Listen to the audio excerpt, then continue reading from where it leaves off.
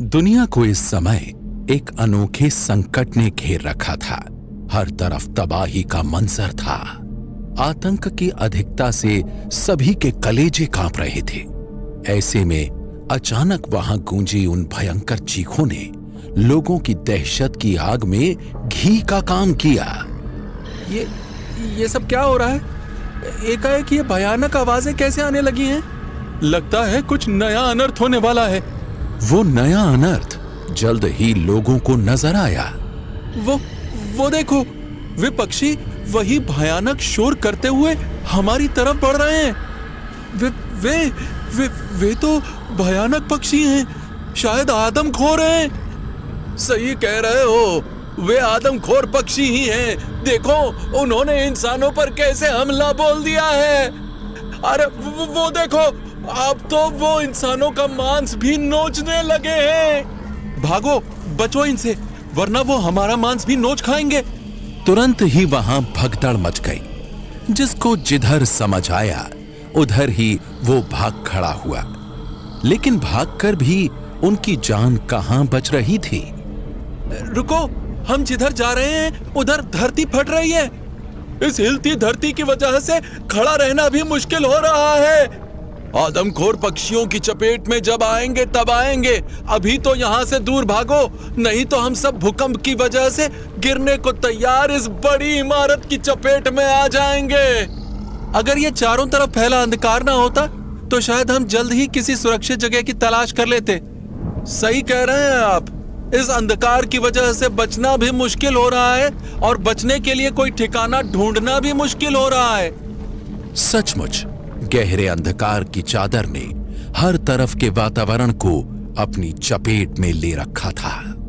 अगर कहीं रोशनी थी तो वो श्री जगन्नाथ मंदिर में मौजूद उस रोहन नाम के पुजारी के बेटे के इर्द गिर्द थी, जो भयंकर पीड़ा से चीख रहा था, चिल्ला रहा था, जल बिन मछली की भांति तड़प रहा था।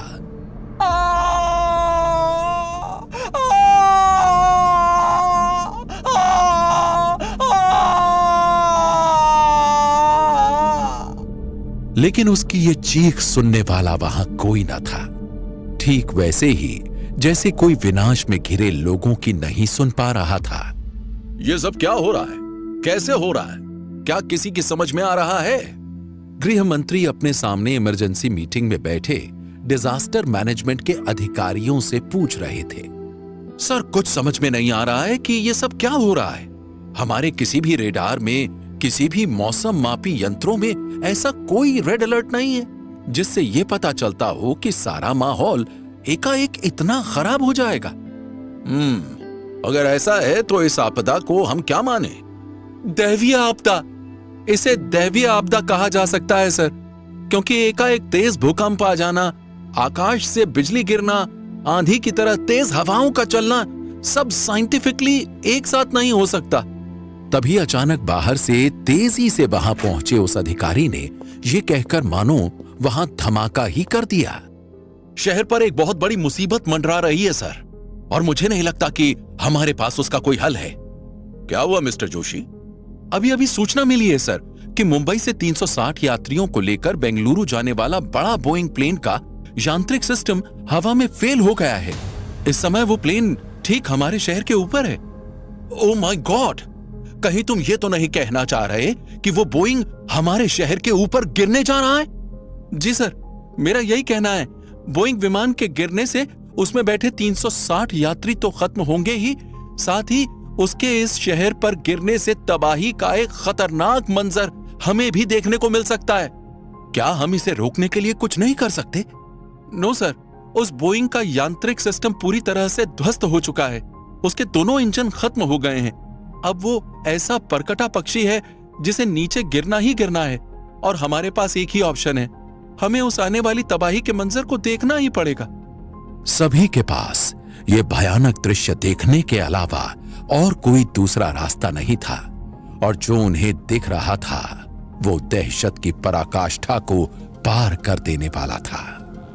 बोइंग विमान गिर रहा है। अब बहुत बड़ी तबाही मचेगी। क्योंकि ये विमान जिस इलाके में गिर रहा है वहां के लोगों के पास इतना समय भी नहीं है कि वो भागकर अपनी जान बचा सकें। मेरी रूह उस समय की कल्पना से ही कांप रही है जब बोइंग विमान के गिरने के बाद उस इलाके में लाशें ही लाशें दिखाई देंगी। सही कह रहे हैं भाई साहब, और वे लाशें इतनी होंगी कि उन्हें गिनना मुश्किल पड़ जाएगा। अब ऐसा होने में बस कुछ ही सेकंड बाकी हैं, क्योंकि गिरता हुआ वो बोइंग विमान धरती से कुछ ही फुट ऊपर है। जिस तेजी से वो बोइंग विमान गिर रहा था, उस हिसाब से सचमुच एक ही सेकंड का समय बाकी था। गिरते हुए बोइंग विमान और जमीन की दूरी में सिर्फ कुछ इंच का फासला और एक भयानक मंजर पेश होने में 1 सेकंड के 100वें हिस्से का समय बाकी था। तभी उन भौचक्के लोगों की फटी आंखों को वो दृश्य दिखाई दिया। अरे बंसी, क्या तूने भी वही देखा जो मैंने देखा? हाँ मेरा भाई, मैंने भी वही देखा। पता नहीं कहां से एक तेज प्रकाश सा आया जिसने गिरते हुए विमान को जमीन से कुछ इंच पहले ही रोक लिया। अब वो देखो, उस प्रकाश की मदद से वो विमान ऊपर उठ रहा है। वो देखो, अब वो विमान बड़े कृष्णलीला मैदान की तरफ बढ़ रहा है। हैरान लोगों की फटी आंखों ने उस विमान को बड़े कृष्णलीला मैदान में सुरक्षित उतरते हुए देखा, और फिर देखा जिसने उस बड़े बोइंग विमान को सुरक्षित मैदान में उतारा था। वो अपनी कमर पर हाथ रखे शानदार ढंग से खड़ा हुआ था।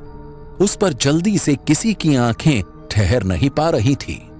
कृष्ण वर्ण सा उसका शरीर एक अनोखी आभा से दमक रहा था, और उसके चेहरे पर मोहक मुस्कान ठीक वैसे ही नृत्य कर रही थी जैसे महाभारत में मौजूद भगवान श्री कृष्ण के चेहरे पर थी। वो कृष्ण सा लग रहा था, पर द्वापर युग वाला कृष्ण नहीं, कलयुग वाला आधुनिक कृष्ण। यदा यदा ही धर्मस्य ग्लानिर्भवति भारत अभ्युत्थानमधर्मस्य तदात्मनं सृजाम्यहम् परित्राणाय साधूनां विनाशाय च दुष्कृतां धर्म संस्थापनार्थाय संभवामि युगे युगे।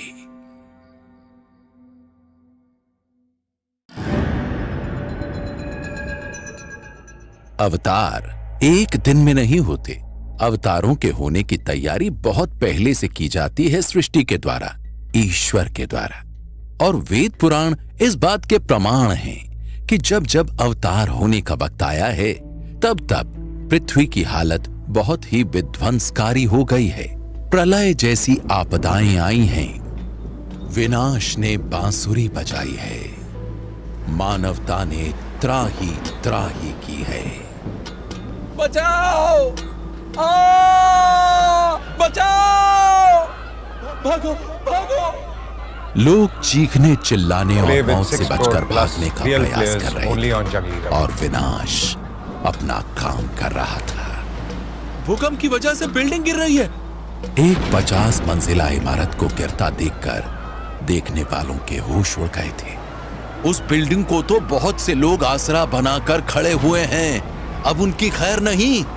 गिरती इमारत के मलबे में हजारों लोग दबकर अपनी जिंदगियां गंवा देंगे। हजारों जिंदगियां मौत के मुंह में समाने जा रही थी, जिनके बचने का कोई रास्ता नहीं था।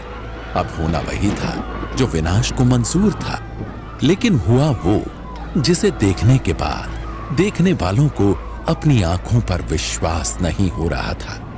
देखने वालों को दंग, भौंचक्का और स्तब्ध हो जाना पड़ा। वो देखो, इमारत तो पूरी तरह से भर-भरा कर गिर चुकी है, लेकिन मलबे का एक भी कण किसी इंसान तक नहीं पहुंचा। अरे कैसे पहुंचेगा? देखो तो सही, रोशनी की एक बड़ी छत लोगों और गिरते हुए मलबे के बीच में आ गई है। अरे ये एकाएक बीच में रोशनी की छत कहां से आ गई? ये तो चमत्कार है। लेकिन ये चमत्कार हुआ कैसे? ये चमत्कार किसने किया? अचानक एक आदमी एक तरफ इशारा करके चीखा, ये चमत्कार उसने किया है।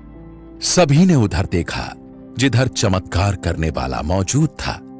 वो चमत्कार करने वाला जिसके अधरों पर एक मधुर मुस्कान खेल रही थी और जिसके हाथों से रोशनी रूपी किरण निकलकर चमत्कारी छत का निर्माण किए हुई थी, जिसने हजारों जिंदगियों को मौत का निवाला बनने से बचाया था, जिसका कृष्ण सा वर्ण था, जिसका शरीर एक अनोखी आभा से दमक रहा था।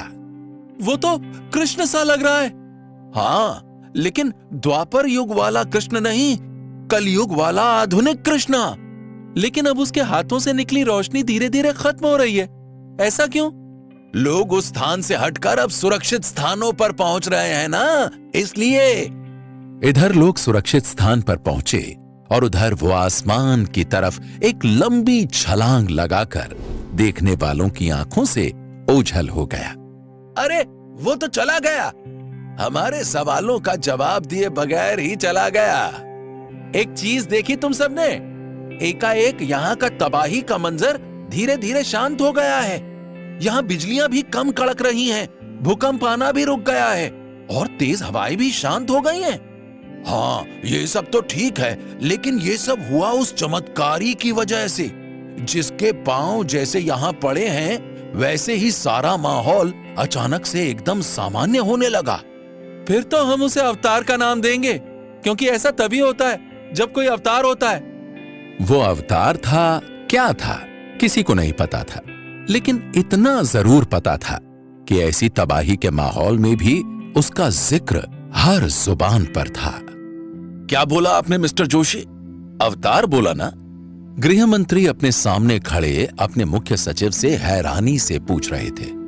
जवाब देते हुए जोशी बहुत एक्साइटेड था। जी सर, उसने 360 यात्रियों वाले प्लेन को न सिर्फ रिहायशी इलाके में गिरने से बचाया, बल्कि एक बड़े मैदान में उसकी सेफ लैंडिंग भी करवाई।